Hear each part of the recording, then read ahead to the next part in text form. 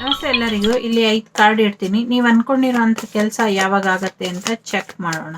Okay, take your own time. ಮೊದಲನೇದು, ಎರಡನೇದು,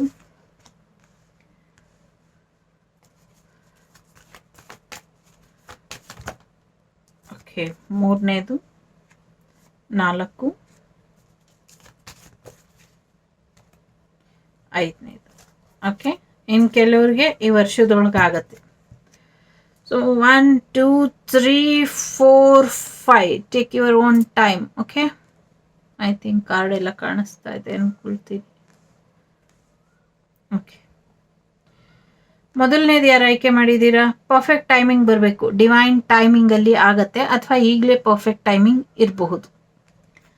ಎರಡನೇದು, ನಾಟ್ ದ ರೈಟ್ ಟೈಮ್, ಈಗ ಸಮಯ ಸರಿ ಇಲ್ಲ, ಹಾಗಾಗಿ ಆ ಕಾರ್ಯ ಬೇಡ. ಮೂರನೇದು, ಇನ್ನೊಮ್ಮೆ ಯೋಚನೆ ಮಾಡಿ ಈ ಕೆಲಸ ಮಾಡಬೇಕಾ ಬೇಡವಾ, ಇದು ನಿಮಗೆ ಬೇಕಾ ಬೇಡವಾ ಅಂತ. ಓಕೆ, ಸೊ ಹಳೇದು ಯಾವುದೋ ಕೆಲಸ ಕೇಸು ರೀಓಪನ್ ಆಗುತ್ತೆ ಅಂತ ಇದೆ.